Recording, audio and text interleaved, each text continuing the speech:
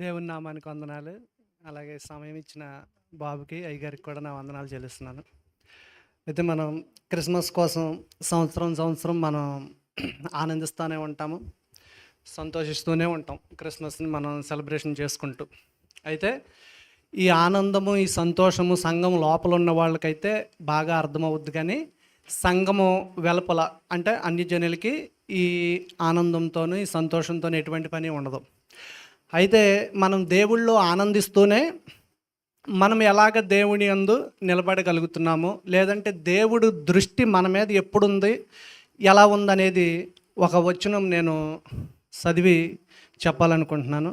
ప్రసంగి గ్రంథం 6వ అధ్యాయం 3వ వచనం.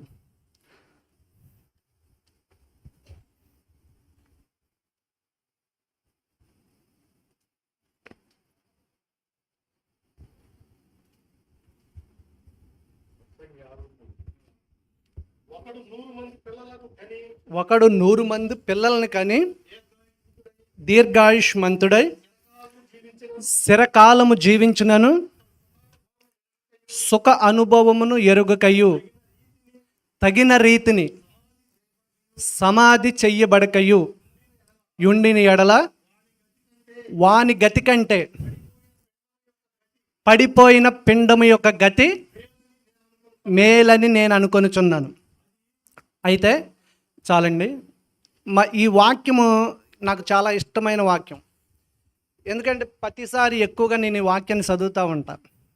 ఇది మనము సంఘం లోపల ఉన్నాము, అయితే దేవుడితో కలిసి ఉన్నాము. దేవుడితో కలిసి ఉన్న మనము దేవుణ్ణి అంటుపెట్టుకుని మనం జీవిస్తూనే ఉంటాం. అయితే మనము బ్రతికే విధానము ఎలా ఉండాలి అనేది కూడా ఇక్కడ దేవుడిలో ముగింపు. మనము బ్రతుకుతున్నాము, దేవుడిని అంటుపెట్టుకునే బ్రతుకుతున్నాము. ఈ లోకంలోనూ ఎవరికి స్తోమతను బట్టి, లేదంటే ఎవరి యొక్క శక్తిని బట్టి వాళ్ళకి ఆస్తుపాస్తులు అనేవి కలుగుతూనే ఉంటాయి. వాళ్ళ కష్టాన్ని బట్టి దేవుడు దీవిస్తూనే ఉంటాడు.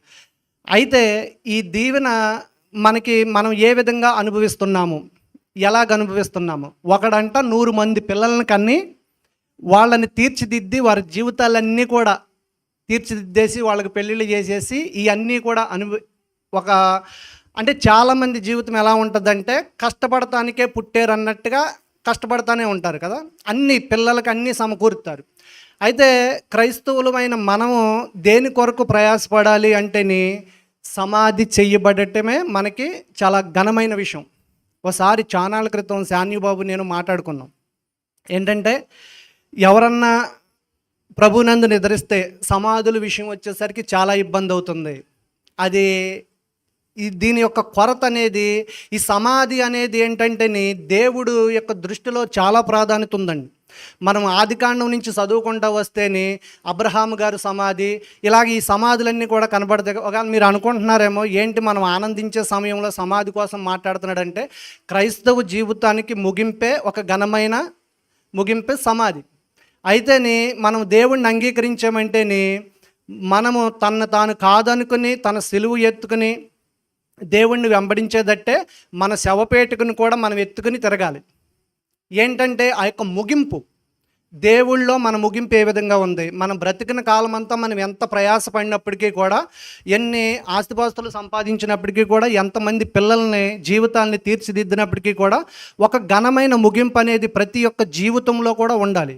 అటువంటి యొక్క ముగింపు కేవలము క్రైస్తవులకు మాత్రమే దక్కుద్దని చెప్పేసి నా నమ్మకము. మనకి దేవుడిచ్చిన నిరీక్షణ కూడా అదే.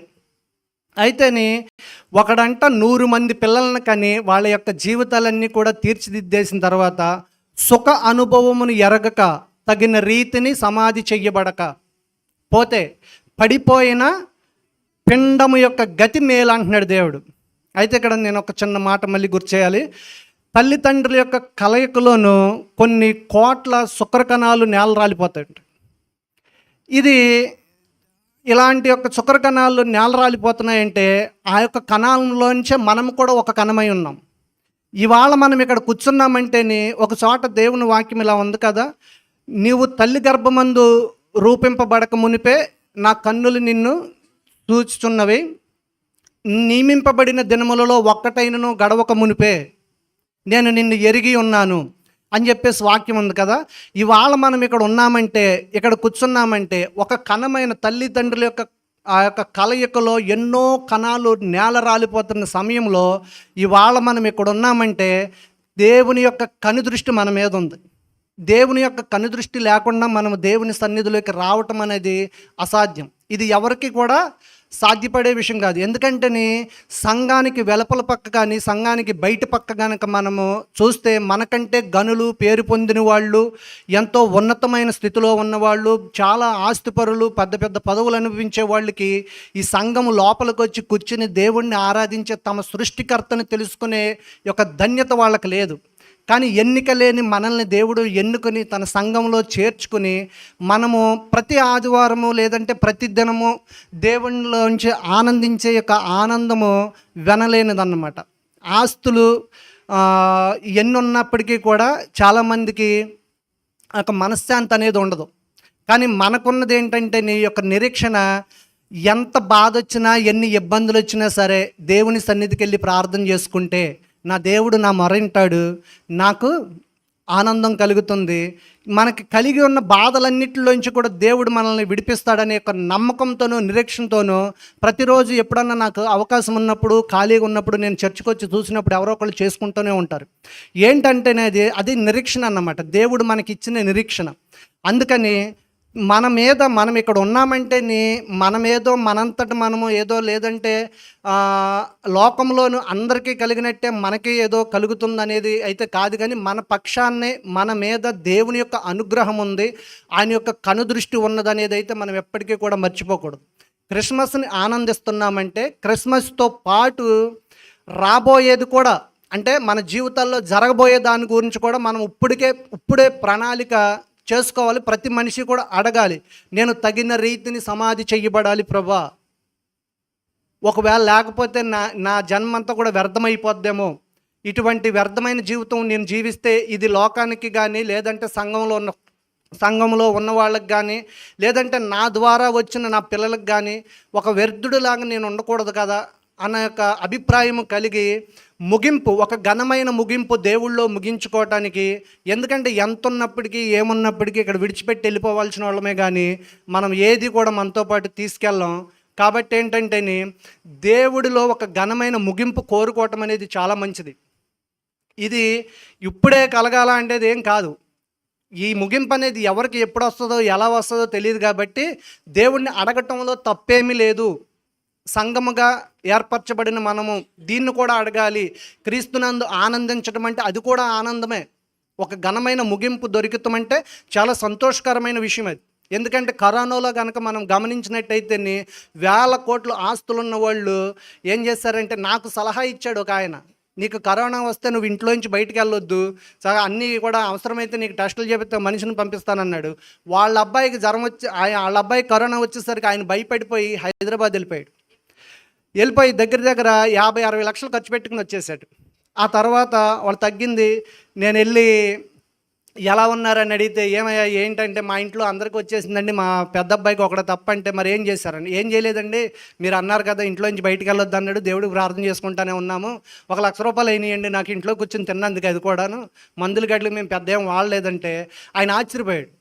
ఎందుకంటే మా అబ్బాయికి 50-60 లక్షలు అయిపోయినాయి. ఆయన కూడా విశ్వాసే, మా అబ్బాయికి 50-60 లక్షలు అయిపోయినాయి, హైదరాబాద్ తీసుకెళ్ళామన్నాడు. అంటే ఈ నిరీక్షణ అనేది ఏంటంటే, దేవుని అందు ఎప్పుడైతే మనం బలముగా ఉంటామో మనం వెనకొచ్చే మన ఆపదలను అసలు మనం దృష్టించం, దేవుడినే చూసుకుంటాం. అందుకు దేవుణ్ణి మనం ముందు పెట్టుకోవటం అనేది అలవాటు చేసుకోవాలి.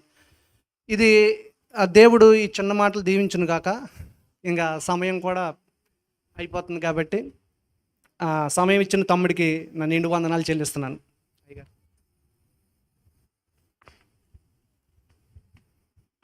మంచి వర్తమానం ఇచ్చినటువంటి అన్నయ్య కూడా నా ప్రత్యేకమైనటువంటి వందనాలు. ఇందాక బండిని తోస్తే ముదిగిల్లిద్ది అన్నయ్య కదా, బుల్లెట్ లాగా వెళ్ళిపోయింది.